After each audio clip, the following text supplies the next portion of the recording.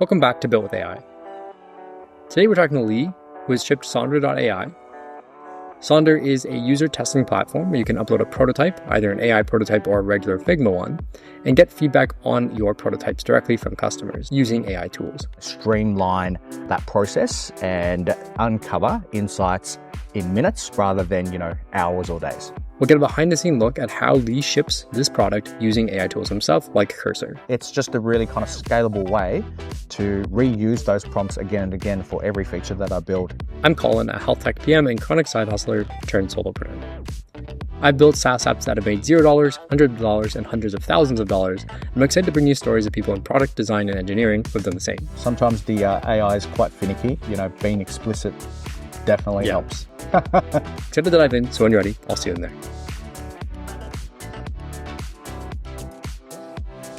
I'm curious about your background, like kind of what's your technical chops like? Where did you come from? I started off my career as a UX designer, and then over the last 8 years, I've been moved into product management, ran product at a few startups and also enterprise companies, both on the B2B and B2C side.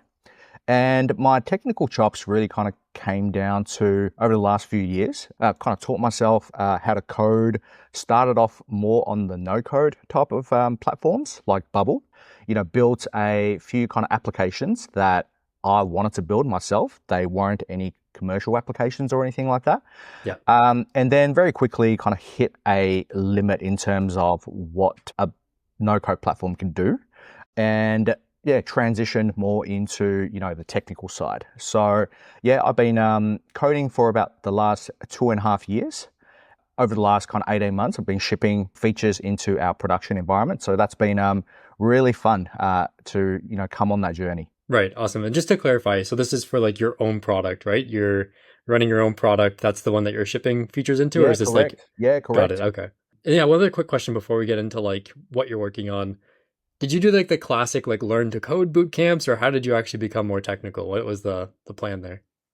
Yeah, that's a great question. So for me, I'm someone that learns better when, there's a kind of practical mission that I'm trying to accomplish. So how I kind of got started was just building a few productivity tools that I wanted in my workflow. So I did that on Bubble initially, and then that really kind of kicked off, my upskilling in being technical. The Bubble was great in terms of kind of learning the basics such as a database structure, how to interact with APIs and things like that. And I think once you have those foundational skills, things kind of build on from there. So I would say that for me, it was all about kind of learning to build a particular project, and then I guess learning on the go and seeing, okay, what do I actually need to know to accomplish the next steps? And that's what kind of drove me to level up my technical skill. Yeah, I'm very similar. I have a undergrad in CS, but honestly, like the things you learn in an undergrad degree don't really cover building real applications. It's like all theory. And so that's what I hear. Yeah. Yeah. So I've got a nephew. He recently finished his master's, and he's coming into the working market at the moment. So we've been liaising, and I get the sense that there's not a lot of practical kind of things that you're doing. Right. Yeah. So I ended up doing the same thing as you. Like I just built a bunch of projects, and that's how I learned. But anyway, I'm excited to learn more about what you're building. So why don't you share a little bit about like what the product is and maybe a quick demo? Yeah, absolutely. So just before, demoing the product, I guess part of the reason why I started building the current startup that I'm working on, it's called Sondar.ai. Essentially, it's an AI native UX research platform, right? Coming back from a kind of product management background, discovery was always something that I saw a lot of teams, including the teams I worked in, struggle with. A lot of teams tend to be kind of focused towards the kind of building and the shipping side, and the other side of very much understanding customers, understanding their pain points and why we're building what we're building, gets kind of, I guess, buried a little bit. So My kind of mission with Sondar.ai is to make that more effortless for teams. It's quite a large kind of skill set, and it's not something that's formally taught in any kind of courses or anything like that. So when, for example, some of the AI technology started to come online, I just saw some interesting opportunities and had some interesting ideas on how to actually make that much easier for product teams. So in terms of kind of what the product does, as I mentioned, it's an AI research platform. So we kind of cover end to end in terms of what a product and a design team needs to do from a customer discovery point of view, planning the research with AI, help with recruitment as well. So we've partnered up with a global research partner that can help teams find participants for their research very quickly in a matter of, under an hour. We help with conducting the research with a variety of different methods as well. And lastly, this is a big one. Personally, I used to spend a lot of time with synthesizing user interviews and things like that. So we're using a lot of AI to streamline that process and uncover insights in minutes rather than, hours or days. Cool. Yeah. So you go get the participants, you bring them in, kind of conduct the interview, synthesize the information, and then get the core outputs. Is that right? Yeah. Spot on. Nice. So yeah, you want to share maybe what it looks like? Yeah, let's jump into the platform and have a look. And the core aspect of the platform is the ability to, build various types of research, recruit, and then analyze the results. So let's take a look at one example here. We've got the study builder. So this is kind of like a bunch of Lego blocks that you can use to assemble the type of research that you need. So we have a range of research methods such as prototype testing, or maybe you want to test your mobile website or live website. So that's all kind of there. And you can configure this to your application and your workflows so that they're specific to the type of research that you're doing. There's also built-in surveys and things like that to help you collect more quantitative data as well. In terms of the experience, once you launch the study, you have a study link that you can share with your audience. So you can pop this in an email or, even like a little pop-up in your product to recruit your own users into the study. Alternatively, you can also recruit from our panel. So you can create a listing on the marketplace. There's about 200,000 participants that we have access to around the world from 33 countries. So you can also filter by, for example, their location or their demographic. So for example, if you're looking for women within the between the age of 18 and 34, you can set those parameters to niche down in terms of the audience that you're collecting. That's the recruitment side. And finally, we have results. So once you've conducted the study, your participants have come in. There's obviously an experience for the participants where they're interacting with your website or your prototype. That all gets recorded, and those recordings are available in the results section of the website. So this is an example of what that looks like. We use AI to transcribe all the sessions here. So you can see on the right here, these are all kind of snippets of what the users are saying throughout the session. They're all time-stamped. We use AI to provide a summary of the session as well. You can imagine, for example, when conducting research, a session might go for 20, 30 minutes, and you might interview 20, 30 people. So there's a lot of data to review. So this is really kind of how we're using AI to make this much more streamlined and uncover insights much faster. Lastly, we also use AI to extract relevant insights to what you're doing. So in this case, we're conducting a usability study on an airline website, and the AI is intelligent enough to find all the usability related issues that the participant has called out. It will summarize them, but what's cool is, you also have the quote from the original user, and you can hit this play button to jump the video to that point. So you can see exactly what the participant was doing at that point. Additionally, it would also tag and label each comment into categories. So you can very quickly see that, are there any functionality issues? You can select that tag and see all the comments related, or maybe you're looking at content related issues that your participants are, mentioning, and you can see those insights right there and then. Yeah, so that's a bit of an end-to-end view of kind of what our product does. Awesome. Yeah, I was going to add, so I teach a course on AI prototyping, which is basically using tools like Bolt and V0 and Lovable to build prototypes. I feel like there's a very close overlap where you want to build a prototype and have some people try it out. You throw it in here, you get the instructions, you get the video, because you can do like live websites, right? As long as it's deployed. Yeah, absolutely. That's definitely something that we've seen more and more over the last 3 months, where our customers are using Sondar to, rather than, for example, testing a Figma prototype, which is cool, but there are limitations in terms of what the prototype can do. One of the biggest pain points with Figma prototyping is that it just doesn't simulate the real experience, right? And building that, while it's capable, the time required to kind of build that is just ridiculous. Whereas using a prompt to interface type of tool, you can really, have a high fidelity experience. And we're seeing a lot of that happening in our customer base as well. Yeah, that's awesome.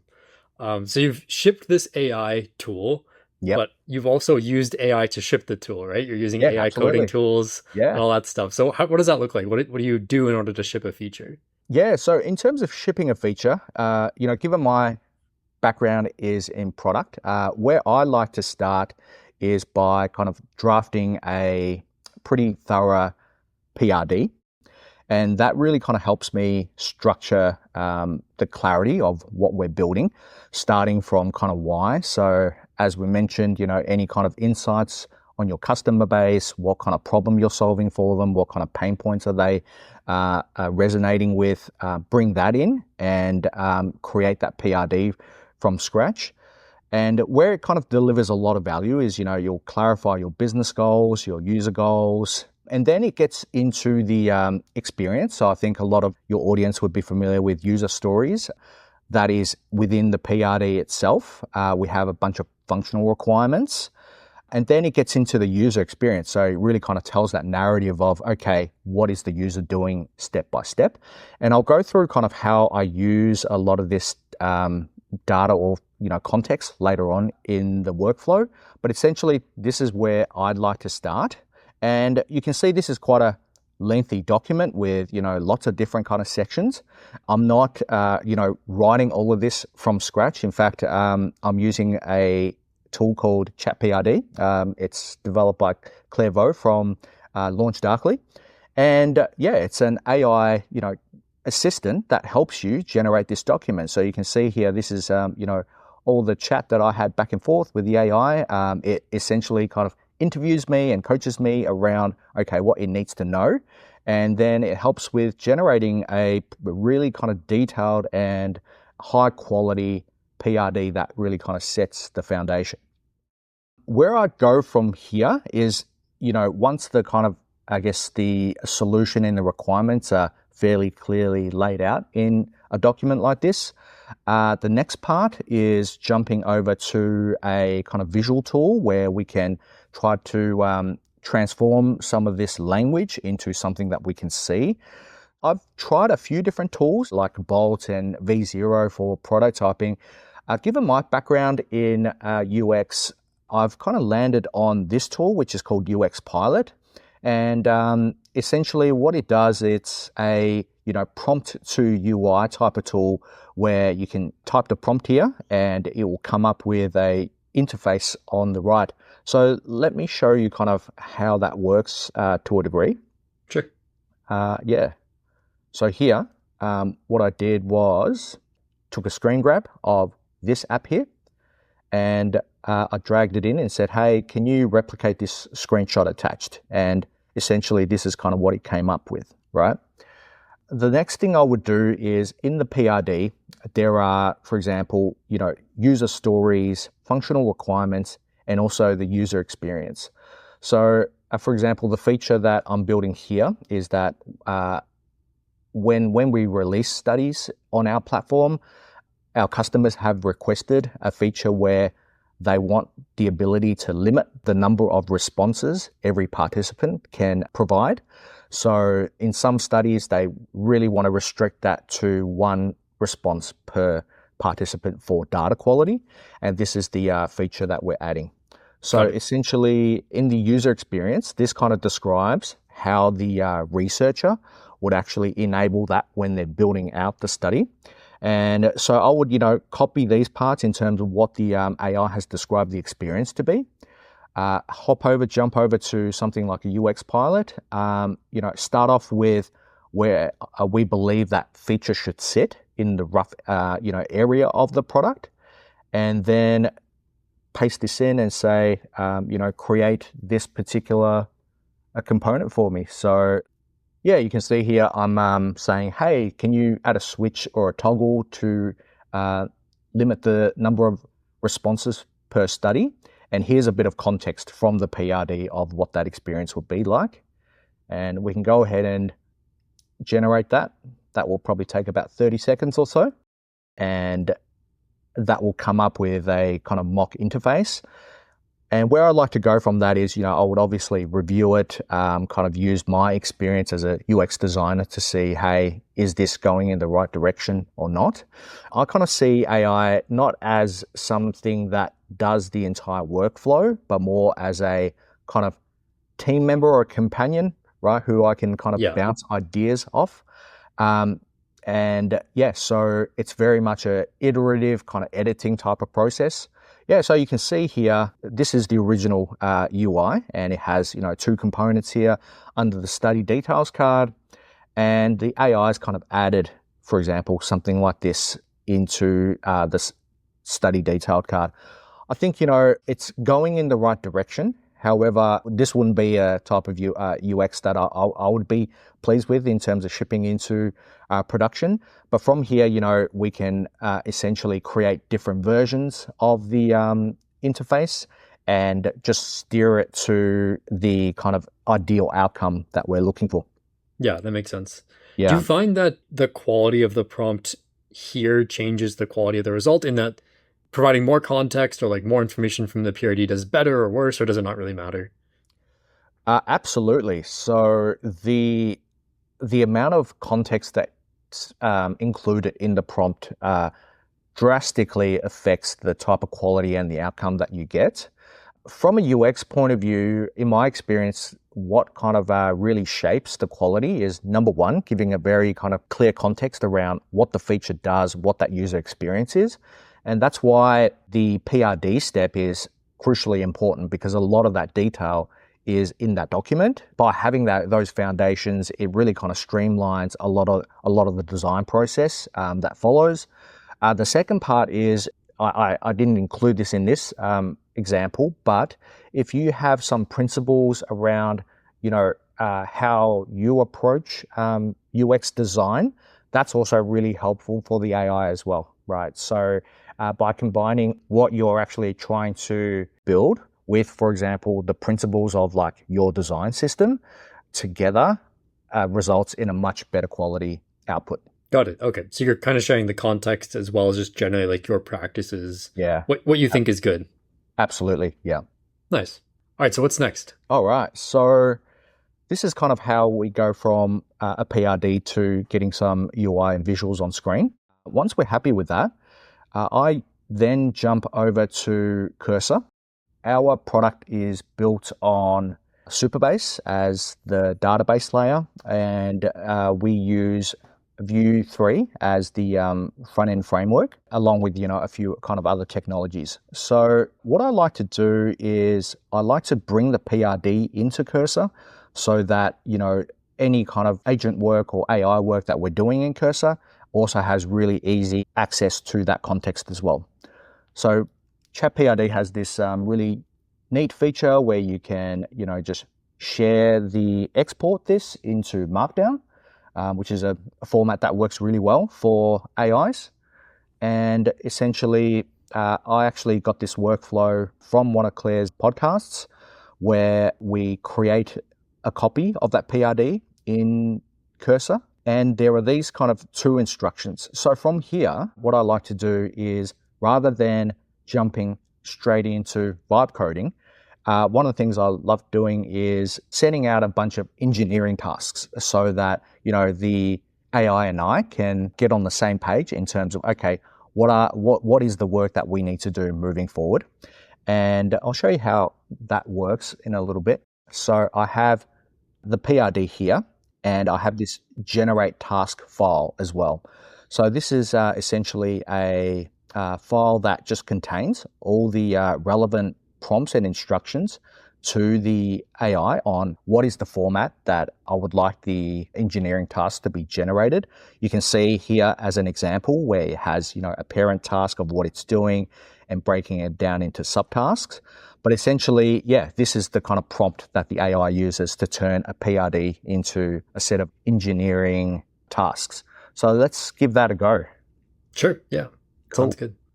So in the Cursor agent, let's just pull this in. You can see I've just written generate a set of engineering tasks for this particular PRD based on instructions in this particular file, in the generate tasks file. Let's just pull that in correctly. Here we go. In terms of the models, I was a big fan of Claude for a long time. Over the last couple of months, I've been experimenting with Gemini as well. And I've been finding that Gemini does a really great job across the board on coding and generating things like this as well. So let's give that a go.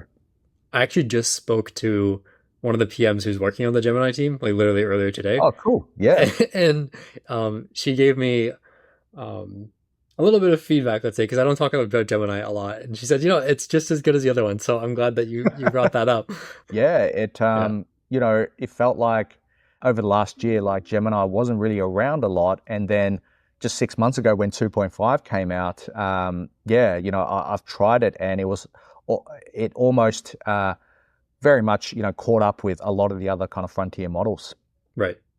Yeah, you can hear that Bing sound. That's the Cursor agent saying, "Hey, I'm done. Take a look at what's being generated." So you can see here it's made a new file in the folder, right? So here are some high-level tasks. So at this point, I would take a look at this and really see, hey, is it actually making sense? Does this fit in with what we're trying to do? So here it's saying, okay, we need to kind of make some modifications to the database. Let's do some stuff in the front end.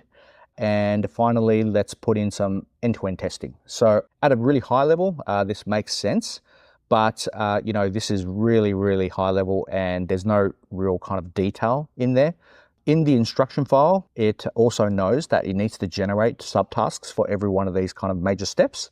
So we'll just say, yes, let's go ahead with generating that subtask. And now you'll do another pass based on that PRD and fill out some of the subtasks underneath each of these kind of high-level dot points. Yeah, it's pretty cool that you have this stored prompt or stored procedure almost. So, it knew exactly how to respond, right? It said, ready to generate the subtasks, respond with go to proceed. And that came from your initial prompts, right? In that doc? Yeah, absolutely. So the docs around generating tasks and things like that, it has, a lot of the system prompts are really kind of guiding the LLM on how it should behave. And it's just a really kind of scalable way to reuse those prompts again and again for every feature that I build. Right. I'm a big fan of having a lot of these kind of meta docs in the project. It really speeds up the workflow. Something else I do a lot is have a cursor file, a cursor rules file as well. So, for example, this kind of describes a lot of the tech stack that we use in the project.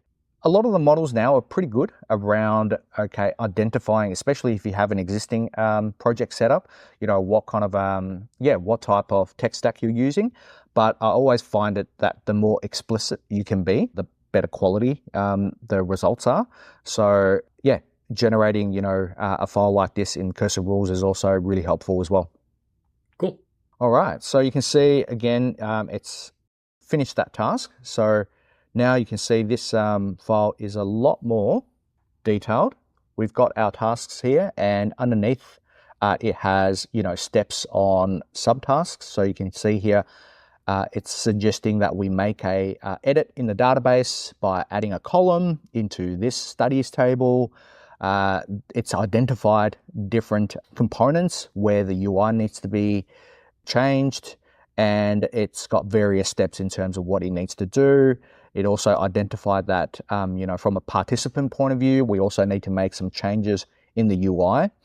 This should very much align with what was actually spec'd out in the PRD itself.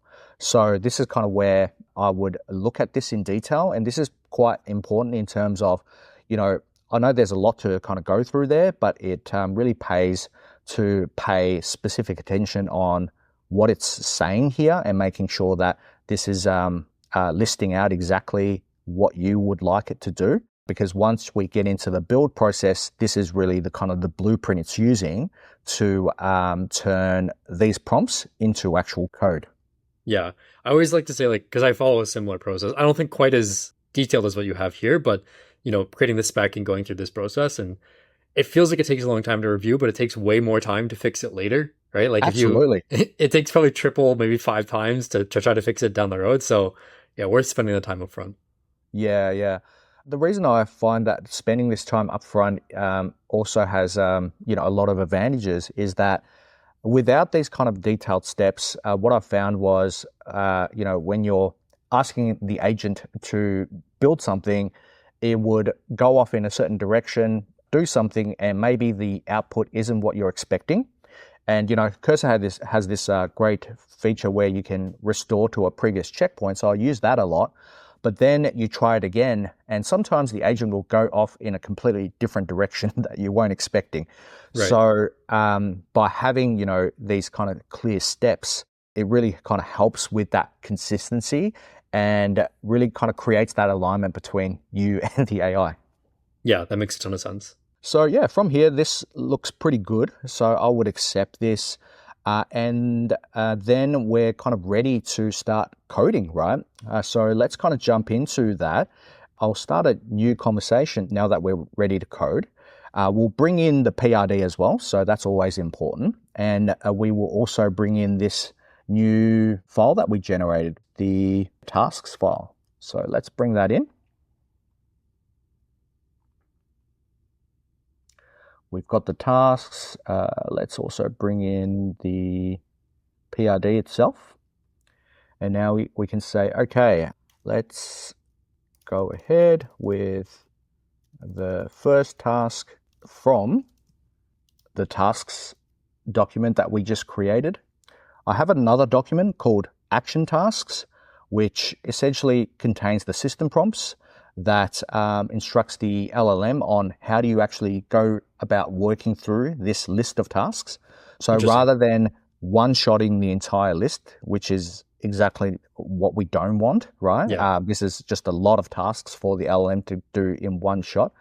It essentially instructs the AI to, go through it one point at a time. So we'll see how that works in a little bit using instructions from action tasks. Yeah, so here I've just said, hey, go ahead with the first task from this task list using the instructions from the actions doc that we've given you. So let's see how it goes. Yeah. This is probably the most, let's say thorough system that I've seen so far in terms of the stepwise approach. Because again, I do something similar, but I don't think it's to the same degree of you break it down into very discrete tasks, and then you also have another prompt on how to go through those tasks. That's pretty cool. Yeah, look, it's a system that has been working really well. Obviously, there's always room to be improved, so I'm always changing bits and pieces and trying to improve the process. But overall, what I've found is having a process like this, while it seems pretty heavy upfront, with using a lot of AI tools in the process, it actually makes it quite fast to go from an idea to a specific set of features. I probably wouldn't do this for every single feature. There are some smaller features that probably don't require an entire process like this, but for larger type of features, I always kind of use this process to get the best results. All right, so as you can see here, sometimes, the AI kind of gets stuck. So you'll have to kind of jump in and give it a hand. Here it's saying that it needs the CLI, so let's do that. All right, cool.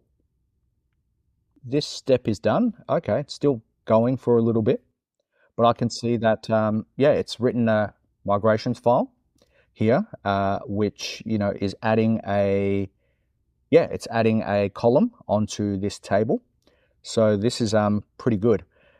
In terms of, for example, in the actual task file there, you can see, some of the naming of the columns. These are some of the things I probably would have changed. That's a pretty ugly name there, and you can kind of see how that flows through into the final code as well. So this is an example of where, paying attention to the engineering task list really adds a lot of value in that process. By specifying a lot of these things earlier rather than later, it would result in a much better kind of outcome in the end. Right. But, for the purposes of this, I think this is great. But you can see how it's, going ahead with a lot of these kind of fine points as well. So it's generated the migrations file. Now it's kind of making some changes in the code itself as well. Cool. I did have a couple of questions for you while it's working on this. One is, I know there's like a lot of different options for backends. So you chose Supabase for this. Mm-hmm. Did you pick Supabase for any reason in particular? Like, is it something you'd worked with in the past, or, you've heard that it was a good tool? Yeah, so it was a pretty deliberate choice. I am quite familiar with Firebase, so that's kind of where I started from. And for kind of this particular product, there was a lot of reasons to use a relational database like SQL rather than a non-relational database. So that was kind of one of the main reasons why we ended up with going with Supabase. Got it. Okay, cool. And then like all your backend stuff, so like your authentication and like your server with your serverless functions, all that stuff's on Supabase too, right? Yeah, it's entirely a serverless architecture. So I'm a big fan of trying to like simplify the stack as much as possible. So if unless there's a really great reason to get away from that Supabase ecosystem, I try to simplify things and just stay on that tech stack. Yeah, it makes sense. Yeah. And then one other question is like, do you have other environments like a dev or in a prod? Do you have all that kind of stuff set up as well? Okay, cool. So how did you get that set up with these tools? Like, was it difficult or not so much? It's pretty straightforward. So in terms of our environments, Supabase supports various environments in itself. So for example, let me just pull that up. Well, one of the great features of Supabase is you can actually develop everything locally. So this is a local instance of Supabase that's running on my machine. And once a release is ready, you can push it into their kind of hosted or managed solutions. So Supabase provides different environments. So you can set up, for example, your production environment with its own database and edge functions and keys and all the variables. You can also set up, a development environment or a staging environment with a separate database for testing and staging. On the front end, we use Vercel for deployment, and that works really well as well. So that hooks into our Git repository, and whenever we make any changes or commits to different branches, that would automatically deploy onto using Vercel and make that code live and accessible. Cool. Yeah, there's a lot of setup for folks who are very unfamiliar with this space, but this is it's pretty standard, right? To have like your automatic deploys, you have, different environments, all that stuff. Yeah, absolutely. So I can just quickly pull that up. Yeah, so we've got kind of two main projects. This is the product itself, the web application. I also run our marketing site as a separate project on Vercel as well. And this is probably something else I would mention as well. When we started this startup about 12 months ago, I was using Webflow for the marketing website. And what I found was with the rapid progress of AI and vibe coding tools, it's gotten to a stage where it's actually much faster to use AI to build in code rather than using a visual builder like Webflow. Right. And the main reason for that is, like Webflow is almost like a kind of UI layer on top of your CSS, right? However, uh, I'm not a Webflow expert.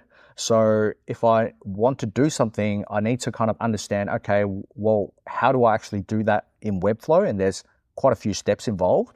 Whereas building everything in code natively, you can just ask the AI, hey, this is what I want to do.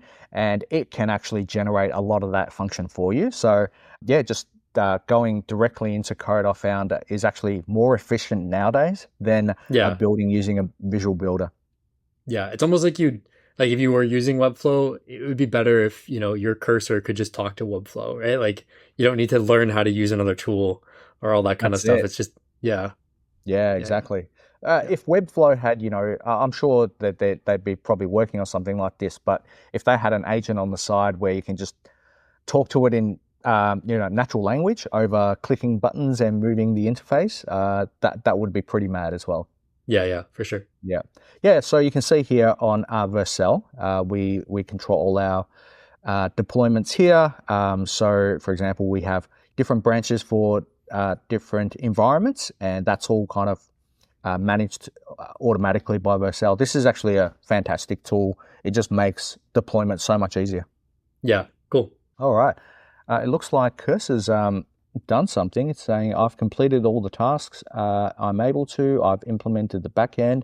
Yeah, fantastic. So let's jump over and have a look at, so it's made some edits in the database, which is great. I think one thing we do need to do, since that it's made some edits in the database, we will just redeploy the database so that we can apply those migrations.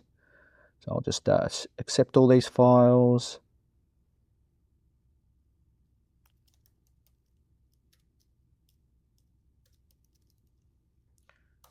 So we'll just reset the database, and that would essentially run all the migrations again. This might take a minute or so. Yeah, all good. By the way, one other kind of random question. What made you guys pick Vue? Because, obviously React is very popular and kind of the default for a lot of stuff. One of the reasons why we picked Vue is probably more my history. When I started learning how to code, I looked around at different libraries, and obviously, React is the 800-pound gorilla in the market. Yeah. However, like Vue has that reputation of being having a lower kind of learning curve, and that was very attractive to me. I did a Vue course. I also did a React course, and personally, I also resonate with that advice, which is, for me, Vue just clicked a lot better for my kind of brain than what React did. Yeah, I actually also learned how to do stuff with Vue. Like that's how I learned web development. Right. I learned React way later, but at the time React had just come out, and the tooling to get it set up on your computer was awful. Right. And Vue, you could just use a CDN and drop in the link anywhere, and it worked. Yeah. Yep. And I was like, "Oh, I'm going to use Vue then because I don't want to go through this whole setup process." Yeah, absolutely. That actually resonates a lot with me as well. There's the coding part of it, but there's also all the other stuff that comes around the coding that's super daunting when you're getting started, right? Like, oh, what's this npm install? What am I doing? I'm in a terminal and it looks super complicated, and I could blow up my computer or something like that. Yeah. So that totally resonates with me, and I think I had a very similar experience where you could just include a link of the CDN in the head, right? And exactly. get started, and that was cool. Yeah. So let's check it out. This is a brand new database, so we're looking for that column here. There it is. That's that column that we added. So that's looking good. Let's jump in and see if the project is working. Oh, that's not great. We'll restart the web server, give it a go.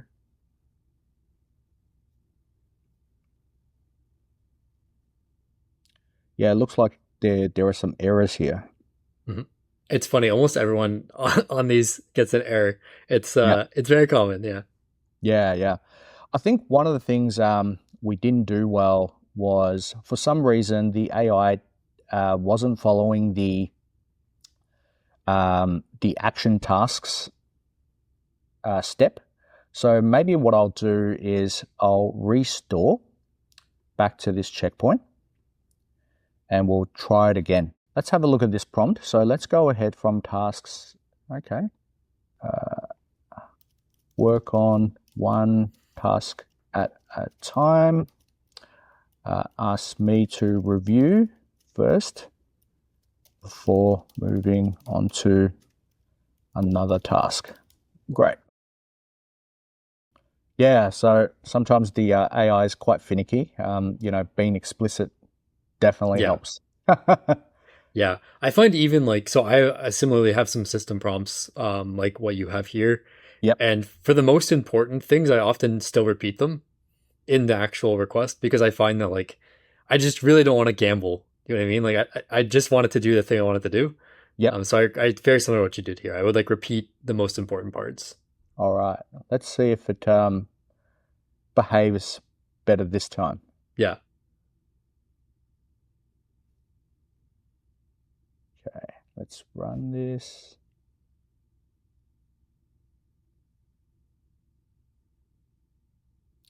Okay, so it's created that migration file, and hopefully it will just pause here. I wonder if the built-in to do feature of Cursor is kind of pushing it to do more. Because it adds in like the 5 to do items in the list. So this is a new kind of cursor feature that was just introduced like in the last month, right? Yeah, that's right. Yeah. Here we go. So it's saying, hey, we've done this successfully. So we can see, yep, this is the file that it's created. So it is behaving better this time. Let's restart the server.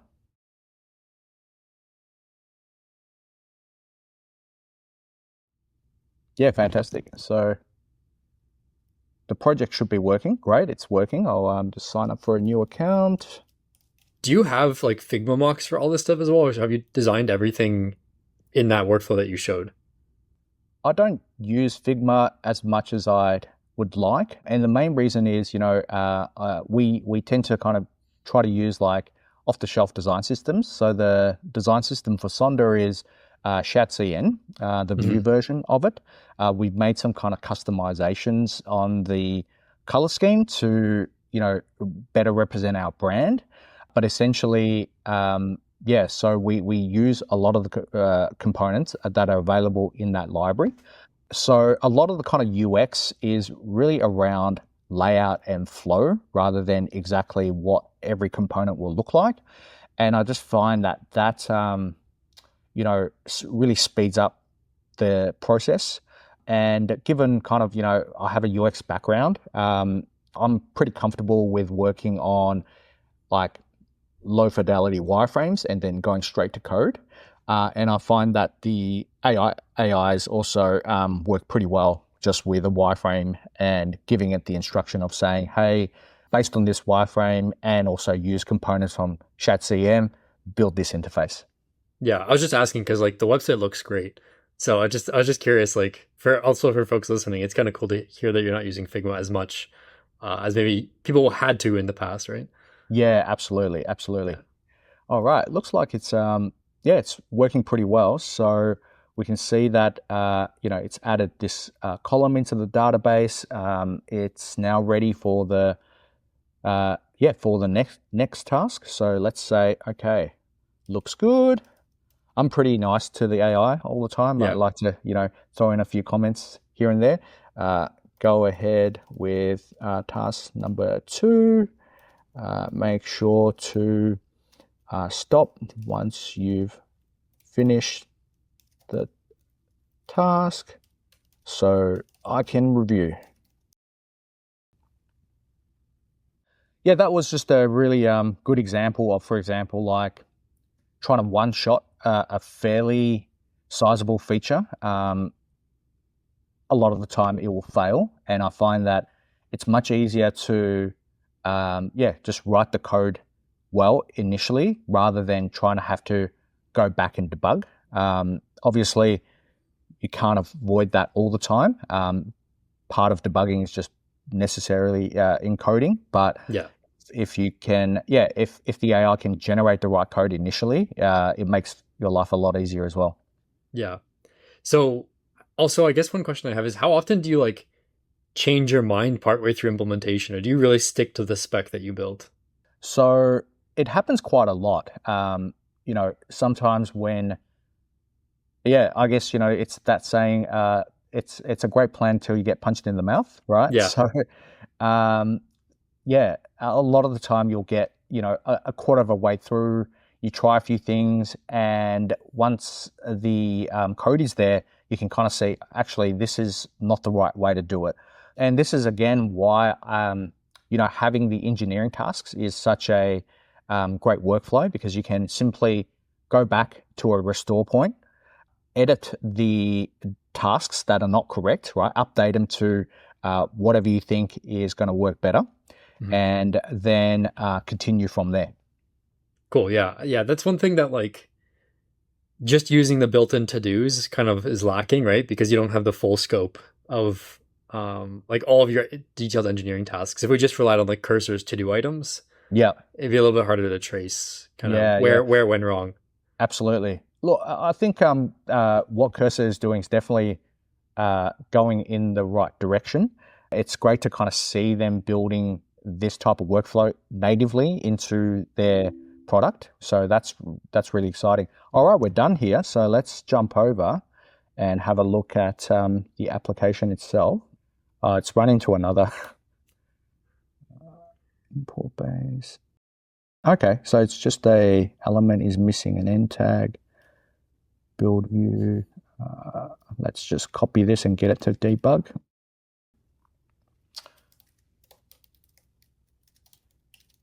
Do you often open a new chat for these types of things? I like to open a new chat just to kind of keep that context separate. Yeah. What do you do here? Yeah, honestly, it kind of depends. I don't think I'm as systematized as you are. I kind of like just go and do. Just go with the flow. Yeah.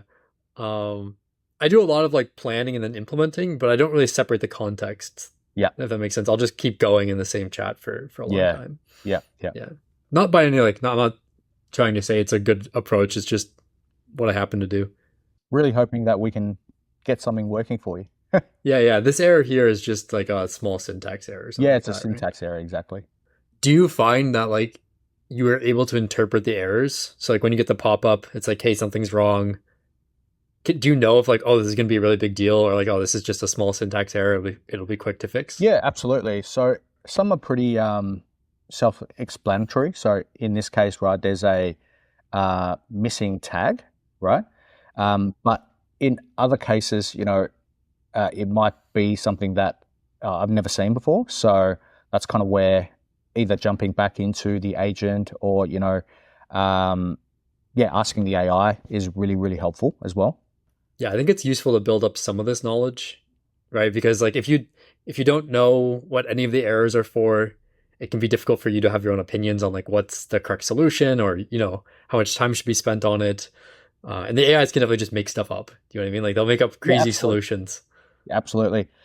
That kind of mirrors my experience. I would say that AI is great to kind of get you started, but for anyone that is like learning to code, I would say that still going through a course, of, okay, let's learn JavaScript, right? And then let's learn the frameworks is really, really helpful in that case, because you're still kind of in charge and you're still driving the AI. So if you have that fundamental skill to really at least understand where to look, that's a huge advantage.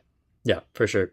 Yeah. Cool. So hopefully we get this up and running, but I know we are pretty much out of time here. So just in case we don't, where can folks find more information about what you're working on and just kind of find you online? Yeah. To learn more about what the product is and Sondar, you can visit our website. It's at Sondar.ai. So it's Sondar.ai.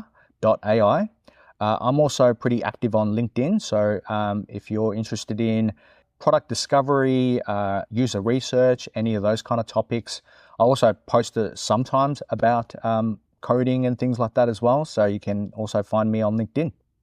Awesome. Hey, looks like the AI has finished coding. So let's jump over and have a look. We'll jump into this study here. And boom, you can see here, the AI has added this allow for multiple responses switch. So if we turn this off, it should limit responses to 1 per participant. So let's jump in as a participant. We'll load up this study. Okay, so we can go in the first time. We'll do the study and submit the results. Great. And now we'll hit up the study again. And nice. So now it's saying that, hey, we've already received your response and therefore you can't do the study again. So this is exactly what we were looking for. Nice job, Gemini. There you go. It's just as good as the other ones. Well, yeah, I think it is awesome to have you on. I think the kind of structure, the approach is amazing. I think I'm going to probably borrow some things from what I've seen. Super excited to see where you go. Fantastic. That was really fun, Colin. Great. Thanks for having me.